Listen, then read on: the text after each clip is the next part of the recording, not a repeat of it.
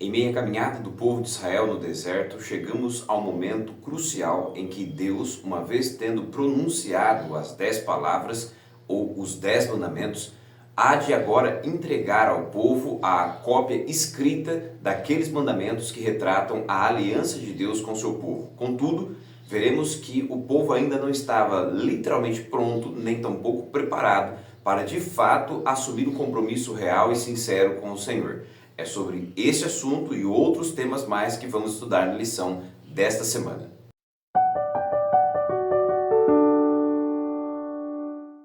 Olá, seja bem-vindo ao nosso encontro semanal para o estudo da Palavra de Deus através da lição da Escola Sabatina. Eu espero em Cristo Jesus que você, sua casa, sua família e todos aqueles que estão ao seu redor estejam cercados das bênçãos do Senhor. E se assim ainda não tem sido, certamente em oração, com fé, o Senhor há de conceder a você e sua casa e a todos aqueles que fazem parte da sua família as bênçãos que tanto são necessárias. Eu agradeço a sua presença neste momento conosco para juntos continuarmos a compreender um pouco melhor a história do povo de Israel em meio à sua peregrinação no deserto, neste momento em especial no capítulo 32, quando o povo irá receber as leis escritas de Deus, a fim de que pudessem selar e, mais do que isso, dar sequência ao compromisso da aliança feito anteriormente, que Deus ofereceu ao povo a fim de fazê-los uma grande nação. Nós estamos dando sequência ao estudo aprofundado do livro de Êxodo e eu quero logicamente convidar você a não só tomar em suas mãos a sua Bíblia, bem como também a lição da Escola Sabatina, mas também deixar o seu like, o seu comentário do que você está achando desse estudo e também de onde você está falando. Ao mesmo tempo também compartilhe este conteúdo e se inscreva no canal caso você ainda não seja inscrito. Então, se você já é inscrito, muito obrigado pelo seu apoio, pela sua participação e eu espero que você esteja sendo ricamente abençoado. Caso você ainda não seja inscrito, se inscreva e também compartilhe este material para que muitas outras pessoas também recebam as bênçãos do Senhor. A lição desta semana, em especial, traz como título geral apostasia e intercessão. Logo, nós já observamos pelo título dessa lição que vai haver aqui um momento bastante complexo e dramático na trajetória do povo de Israel em meio à caminhada no deserto e a preparação deste povo para a terra prometida.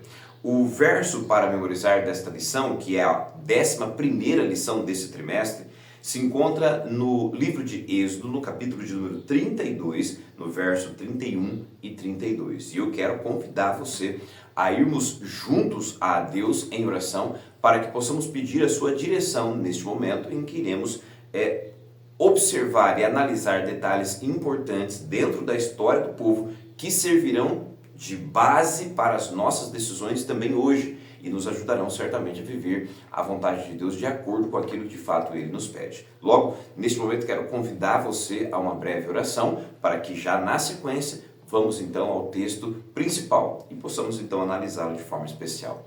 Oremos juntos. Maravilhoso Deus que sobre as alturas dos céus habita. De modo especial nós estamos neste momento carecendo da Tua direção e da Tua orientação para entendermos melhor aquilo que o Senhor deixou reservado na Tua palavra. Para isso, pedimos que, segundo a Tua vontade, o Senhor receba a nossa gratidão por tudo que já tem feito por nós, mas também receba o nosso pedido de perdão naquilo que temos falhado contra Ti e contra o próximo. Perdoa-nos em nome de Cristo, concede-nos o Teu poder e a direção do Teu Espírito e nos abençoe ao estudar essa lição. Nós Te pedimos no nome santo de Jesus. Amém. Muito bem. Tome então em suas mãos a sua Bíblia e a sua lição da Escola Sabatina e juntos vamos então à compreensão do tema dessa semana. Como eu disse, o tema geral da lição é apostasia e intercessão. E o verso para memorizar está em Êxodo capítulo 32, verso 31 e 32, onde lemos da seguinte forma. Acompanhe comigo. Moisés voltou ao Senhor e disse: o povo cometeu grande pecado, fazendo para si deuses de ouro. Agora, pois, perdoa-lhe o pecado, disse Moisés. Ou, se não, peço-te que me risque do livro que escreveste. Este é um texto extremamente importante da palavra de Deus e principalmente porque marca um momento crucial na caminhada do povo de Israel, neste momento em que Deus está dando a eles o privilégio e a oportunidade de selarem e principalmente praticarem os termos estipulados pela aliança que Deus havia feito com o seu povo através dos mandamentos. Nós estamos literalmente no capítulo 32, momento em que Moisés ainda está com Deus, recebendo as instruções contidas dos mandamentos, bem como todas as demais orientações que Moisés havia recebido de Deus para então compartilhar com o seu povo. O fato é que você sabe a história. Moisés, segundo o texto, passou 40 dias e 40 noites com Deus lá no monte. E por conta da sua demora, algumas coisas começaram a acontecer entre o povo que nós vamos observar ao longo da lição desta semana. Mas o verso para memorizar de modo especial destaca alguns elementos importantes, porque em meio aos problemas, os erros, os pecados que o povo há de cometer, Moisés vai se colocar aqui junto a Deus como um intercessor em favor do povo. Então, em meio ao pecado, uma vez cometido, Moisés volta à presença do Senhor e o verso vai destacar o seguinte, que Moisés vai deixar claro diante de Deus aquilo que o Senhor já sabia, o quê? Que o povo havia se corrompido. Lembra que anteriormente nós vimos que assim que Deus pronunciou os seus mandamentos, o povo em uma só voz disse que tudo que o Senhor dissesse, eles fariam? Essa foi a decisão do povo, de forma unânime como nação. Nós vamos fazer tudo o que o Senhor nos pedir. Contudo, em meio a essa iniciativa, esse primeiro passo, a essa ânsia de fazer a vontade de Deus, o próprio Senhor sabia que o povo ainda não estava completamente pronto, nem tampouco preparado para de fato assumir um compromisso. Por isso, vimos na lição anterior que além do compromisso da aliança, Deus também fez junto ao povo um sacrifício para que eles entendessem que não era pelas forças e méritos deles próprios, mas simples e unicamente pelos méritos do sangue de Cristo, mediante a fé, que eles de fato poderiam viver de acordo com a vontade do Senhor. E de fato foi assim.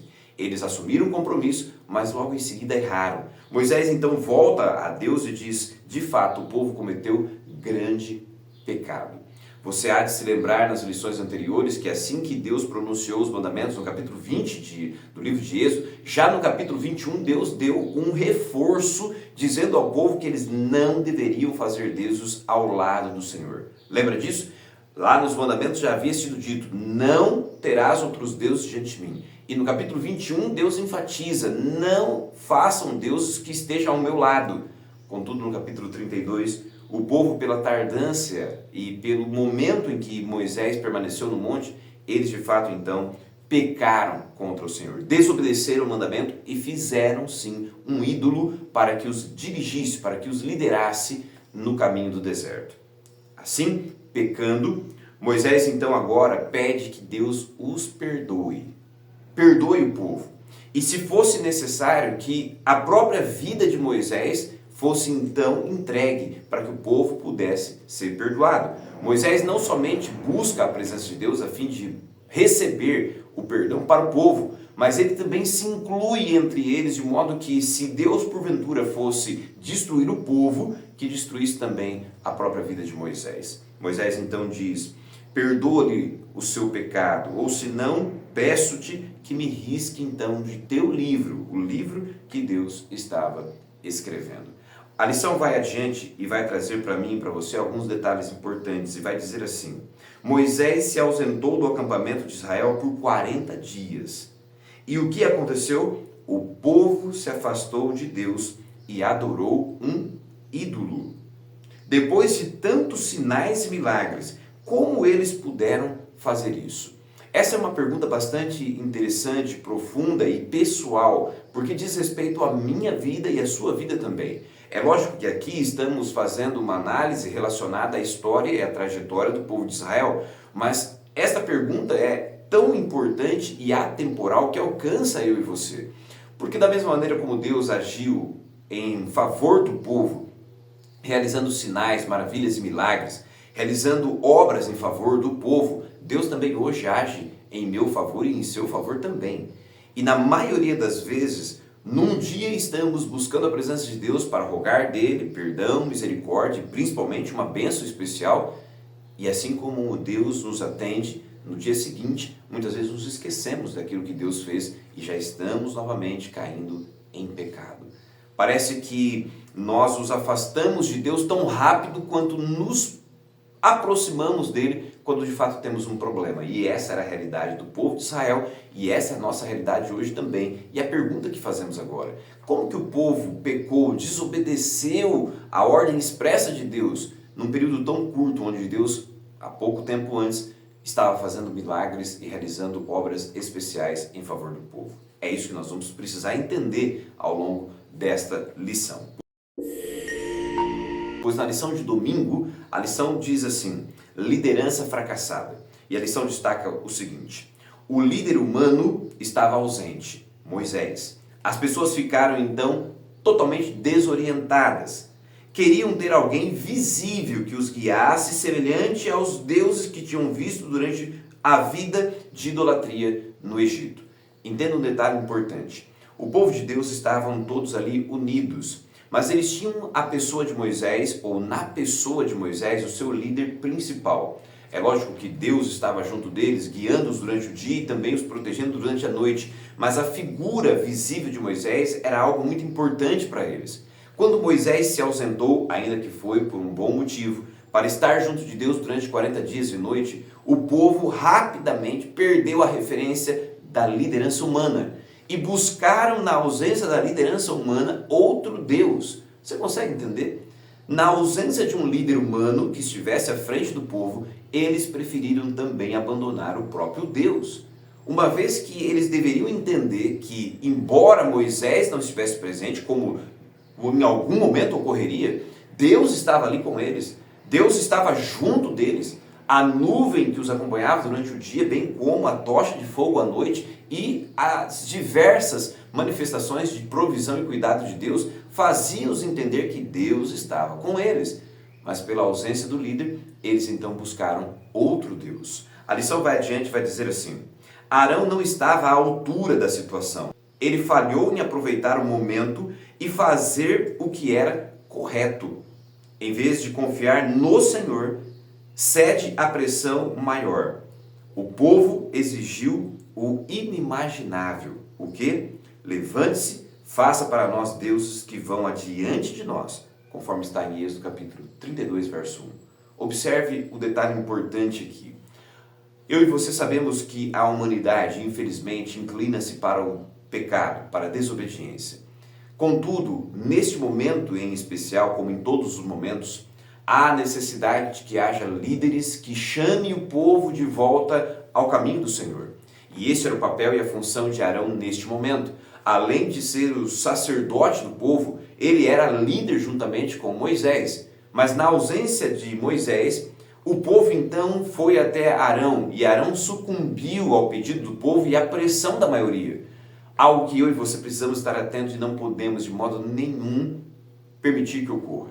Ainda que todo o povo tenha o desejo de manifestar desobediência para com a vontade de Deus, ainda que seus amigos, familiares, ainda aqueles que estão próximos de você tenham a tendência de buscar desobedecer aquilo que Deus estabeleceu, nós, eu e você, precisamos nos manter firmes, precisamos nos manter alinhados aos princípios divinos e principalmente não sucumbir à pressão, pois a pressão do mundo sempre nos apertará para que eu e você deixemos de lado a vontade do Senhor e façamos de fato aquilo que nós temos o desejo de fazer. Mas eu e você não podemos fazer assim, pelo contrário. Ao contrário daquilo que fez Arão, eu e você precisamos nos manter firmes na decisão de ouvir e permanecer leais à vontade expressa do Senhor. A lição ainda acrescenta: os hebreus tinham acabado de fabricar aquele ídolo e então declararam de forma estranha que era ele que os havia liderado.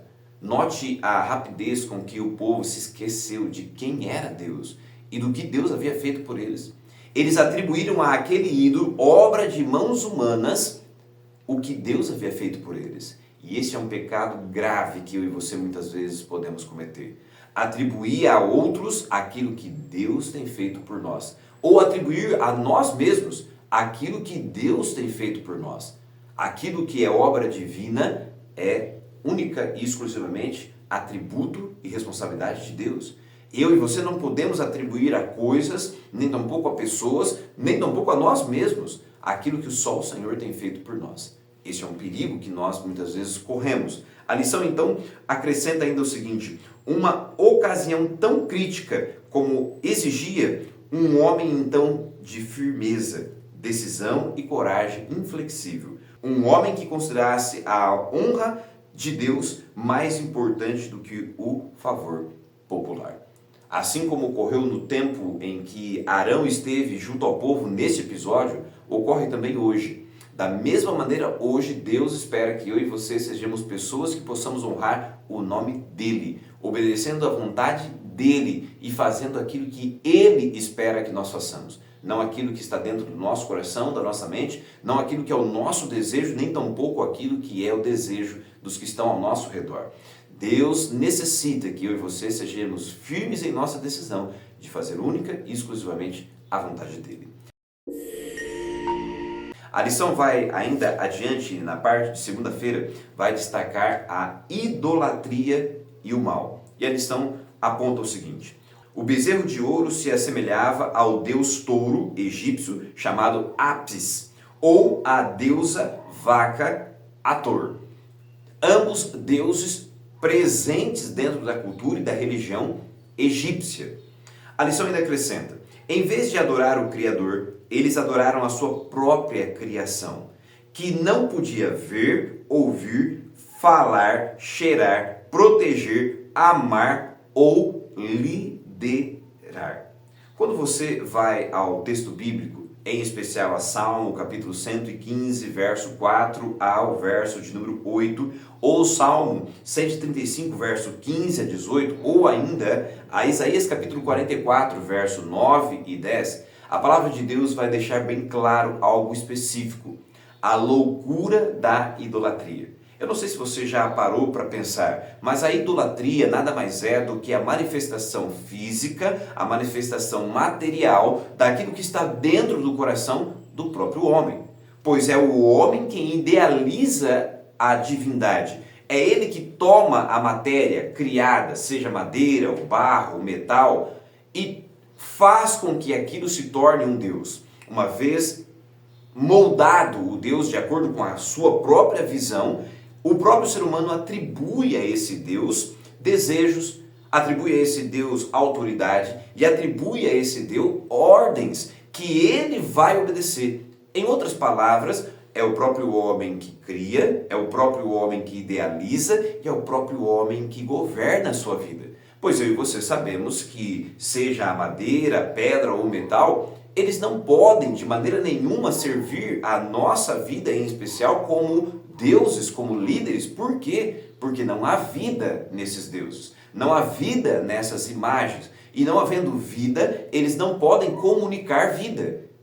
Pelo contrário, nós somos criados por um Deus que nos concedeu vida, para que, ao termos vida, possamos ser gratos a este Deus e, em especial, adorá-lo. Agora observe o que a palavra de Deus está destacando. Eu deixo de adorar o Criador para adorar uma criatura, algo que eu criei. E isso, logicamente, não é somente um erro, não é somente um devaneio, isto é um pecado gravíssimo, pois eu estou distorcendo e reescrevendo todo o contexto histórico a meu bel prazer. É a criatura adorando a criatura, quando na realidade deveria ser a criatura adorando única e exclusivamente o Criador.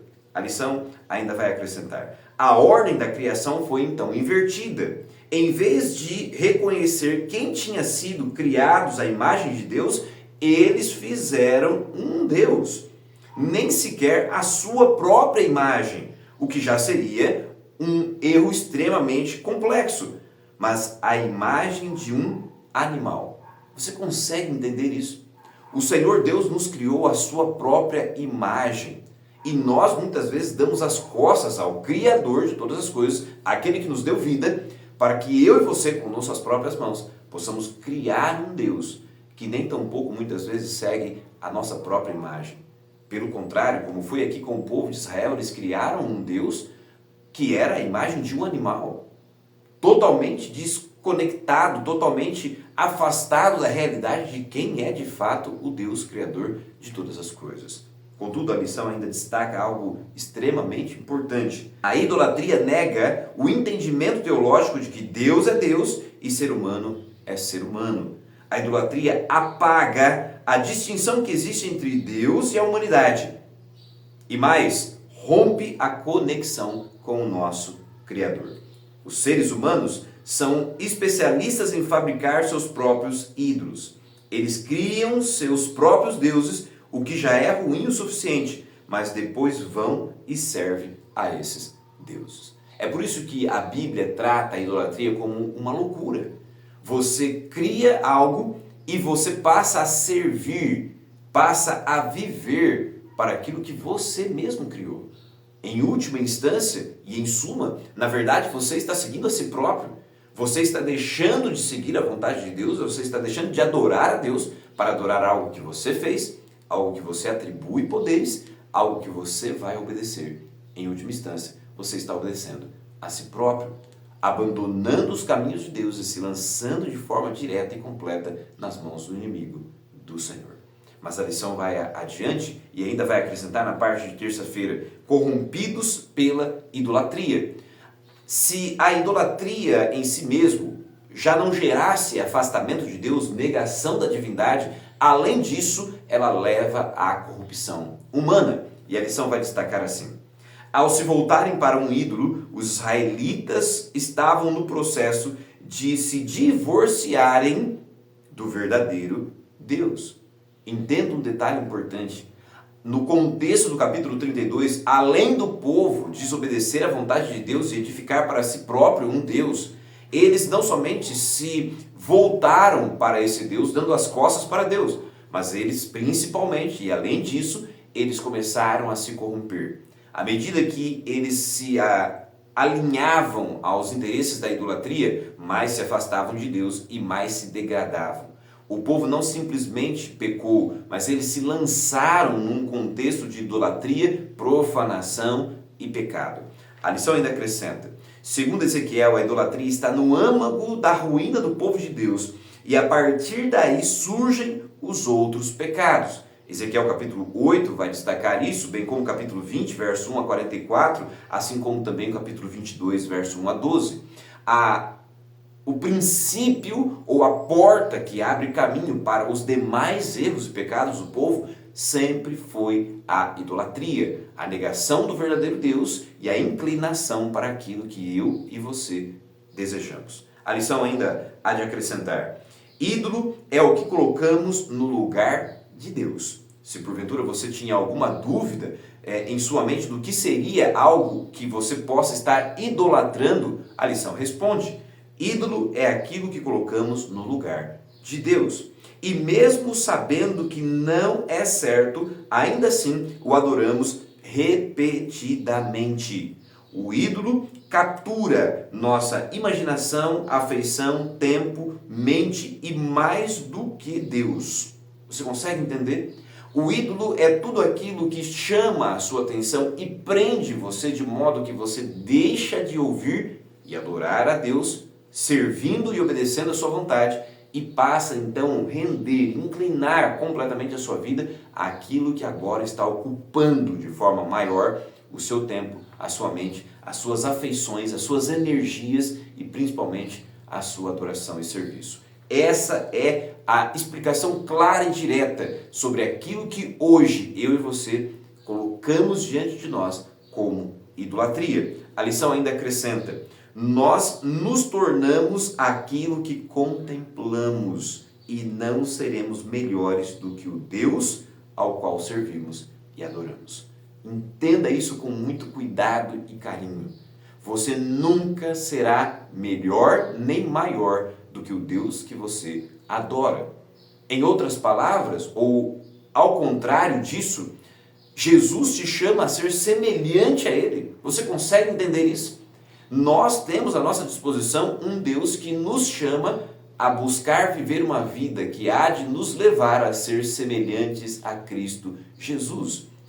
Em outras palavras, enquanto Deus nos chama a ser semelhantes a Ele, a idolatria nos afasta desse Deus que nos convida a ser semelhante a Ele e nos faz entender que nós nunca seremos melhores ou maiores do que aquilo que adoramos. Logo, se aquilo que você adora não é Deus, entenda, você nunca será melhor do que isso, nem tampouco será maior do que isso. Mas pastor, eu tenho dificuldade de entender sobre essa questão da idolatria hoje, porque eu não tenho dentro da minha casa um ídolo, eu não tenho um poste como era no Antigo Testamento, eu não tenho uma imagem a quem eu adoro. Mas será que ainda assim eu posso estar vivendo uma vida de idolatria? Sim.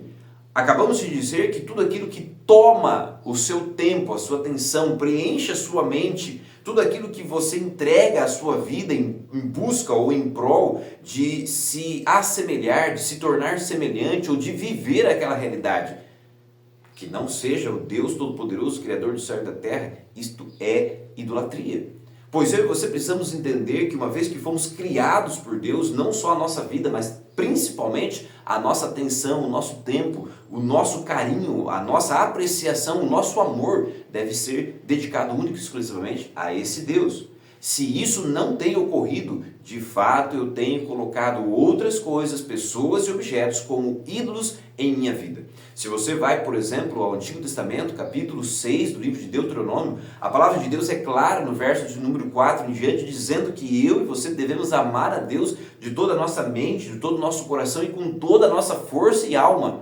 Se eu e você não vivemos assim, a nossa adoração a Deus, e se estamos entregando a nossa mente, o nosso coração, a nossa alma e a nossa força a outras coisas, certamente esta tem sido o seu ponto de idolatria. Certamente isso tem se tornado aquilo que você mais tem devotado as suas energias, e isso tem tomado o lugar de Deus.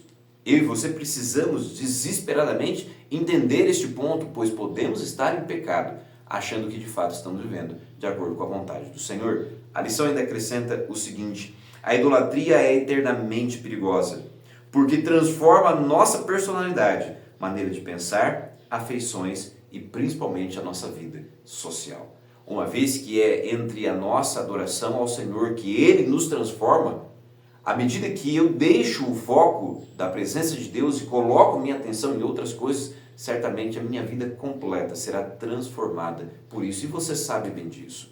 Há pessoas que servem hoje aos vícios, por exemplo, e os vícios não somente transformam a sua mente, o seu coração, as suas afeições pelas pessoas, mas principalmente drena as suas energias a fim de transformar completamente a sua vida familiar, social, a sua vida profissional. Isso descreve de forma muito clara a vida daquele que tem colocado a sua energia e tudo que tem na idolatria e principalmente na adoração daquilo que não é o Senhor. Eu e você precisamos tomar cuidado com isso.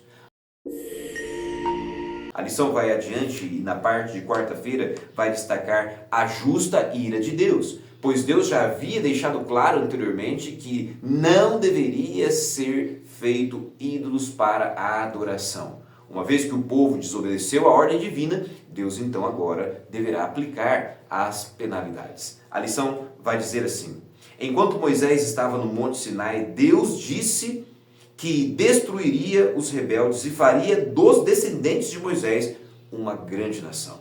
Deus estava claro e visivelmente triste com aquilo que o povo havia feito, com a desobediência praticada, e agora o Senhor toma uma decisão: destruirei o povo e farei de você, Moisés, e de sua família uma grande nação. Contudo, a lição acrescenta: depois que o Senhor mudou de ideia quanto o mal que ele tinha dito que faria sobre o povo, Moisés então retornou para junto do povo. Entenda, em meio a esse contexto e a esse momento de crise, apostasia e pecado, Deus toma a decisão de destruir o povo. Contudo, Moisés de cara, já de modo imediato, começa um processo de intercessão, fazendo com que Deus pudesse se lembrar de todo o seu amor, de toda a sua decisão de fazer daquele povo uma grande nação.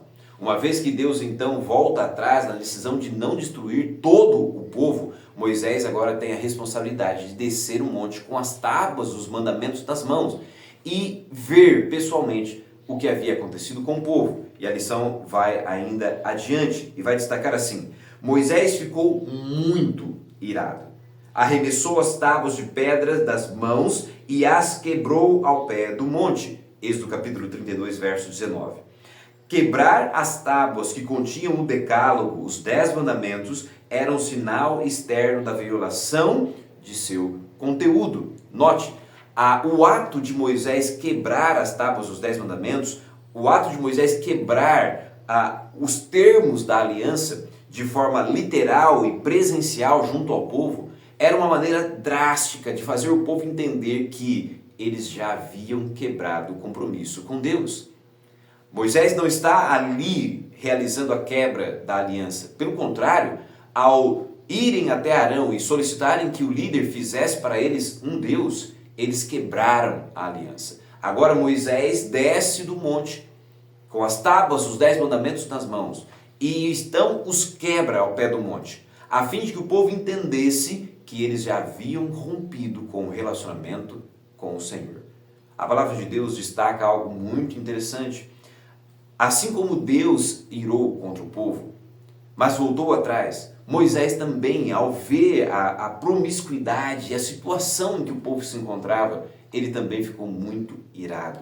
E é a ira de Moisés semelhante à ira de Deus, não em questão da sua qualidade ou em sua profundidade, mas no seu sentimento. Assim como Moisés ficou extremamente triste e irado contra o povo, Deus também ficou entristecido, pois há pouco havia recebido do povo a decisão de que eles buscariam, mediante a fé em Cristo, serem de fato fiéis. Mas não foi isso o que ocorreu. Pelo contrário, o povo desobedeceu abertamente e aquilo trouxe tristeza ao coração de Deus, assim como hoje a minha e a sua desobediência aos princípios e à vontade de Deus fere o coração de Cristo e traz a ele tristeza. E mais do que isso, mostra que uma vez que quebramos a aliança com Deus, nós nos tornamos passíveis de merecimento da condenação. Assim foi com o povo de Israel. Aqueles que Moisés dirigiu as suas palavras e que não tornaram atrás, que não tomaram a decisão de abandonar o erro, todos esses de fato morreram. Foram eliminados do povo, pois o salário do pecado, a consequência, o resultado, o reflexo da desobediência é a morte. E assim também ocorreu. Contudo, Deus estava disposto, ainda assim, salvar os que se arrependeram e continuar conduzindo aquele povo até a terra prometida. Mas para que isso ocorresse, Moisés precisou novamente voltar à presença de Deus.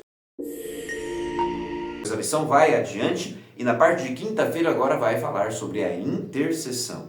E nesse ponto, a lição destaca o seguinte: quando você vai ao texto de Êxodo capítulo 32, verso 31 e 32, como lemos no texto introdutório da lição, o texto diz assim: Moisés, voltando ao Senhor, disse: o povo cometeu grande pecado fazendo para si deuses de ouro. Agora, pois, perdoa-lhe o pecado, ou se não, peço-te que me risque do livro que o Senhor escreveste. Êxodo capítulo 32, verso 31 e 32. Observe, não é de admirar que Moisés seja um tipo, um reflexo ou símbolo de Jesus Cristo.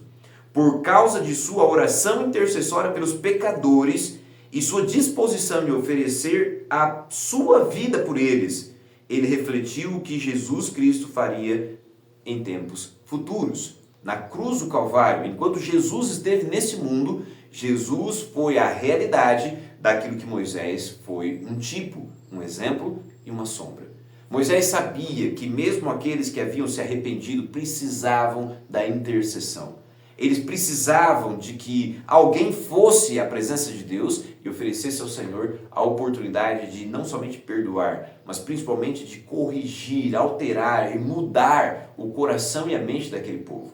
E ele então sobe à presença do Senhor.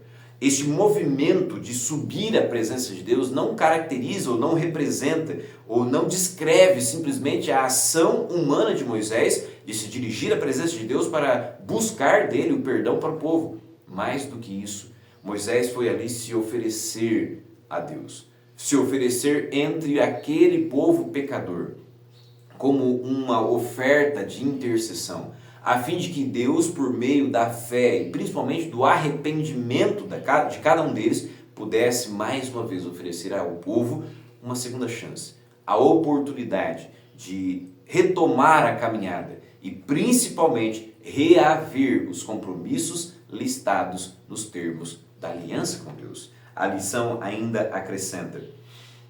Em Êxodo capítulo 32, o verso de número 32, a palavra traduzida como perdoar também significa carregar ou tomar sobre si. Isaías capítulo 53, verso 4, aplica o mesmo verbo a Jesus. Certamente, diz Isaías, ele tomou sobre si as nossas enfermidades.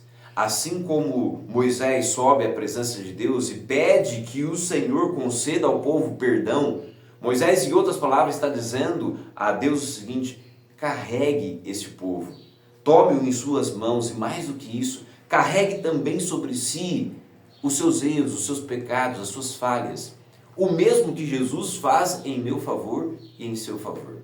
É ele, ou é sobre ele que é depositado a penalidade, o custo e principalmente o peso das nossas desobediências, dos nossos pecados. Assim como Jesus, indo para a cruz do Calvário, carregou sobre os seus próprios ombros o peso e a consequência dos nossos pecados, assim também Moisés solicitou a Deus: carregue esse povo em seus braços, carregue sobre si as faltas, as falhas, os erros que eles cometeram e dê a eles a oportunidade de recomeçar de novo uma nova aliança, um novo compromisso com Deus. Este é o favor que o Senhor nos faz. Esta é a bênção que recebemos quando vamos até o trono de Deus mediante a fé e depositamos sobre aquele que é o nosso intercessor, Jesus Cristo, os nossos erros, as nossas faltas e as nossas falhas. O Senhor não somente perdoa os nossos pecados mediante a fé em Cristo, mas sobretudo também tira de sobre nós o nosso peso, a nossa carga, e coloca sobre nós o fardo de Cristo, que é suave e leve, como diz Mateus capítulo 11, verso 28. Assim o Senhor opera também em meu e em seu favor. Logo, independente de quais sejam os nossos erros e os nossos pecados, independente dos quais foram os problemas que levaram você à desobediência e ao pecado, independente de tão quão longe você tenha ido na desobediência e na transgressão da vontade de Deus, não importa.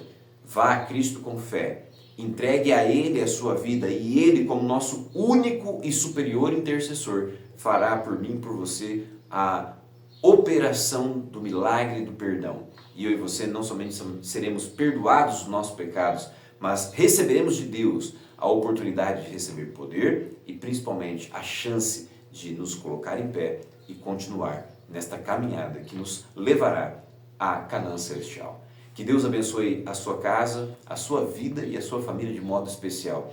E se porventura eu e você estamos vivendo hoje a mesma realidade que viveu o povo de Israel naquele contexto, creia em Cristo Jesus, apoie-se nele e deposite nele todas as suas faltas e falhas, a fim de buscar nele, mediante a fé, o perdão dos seus pecados e o poder para viver de acordo com a vontade de Deus. Que o Senhor abençoe você de modo especial e nos encontramos na próxima semana para darmos sequência neste processo da caminhada e do aprendizado de viver de acordo com a vontade do Senhor. Até semana que vem.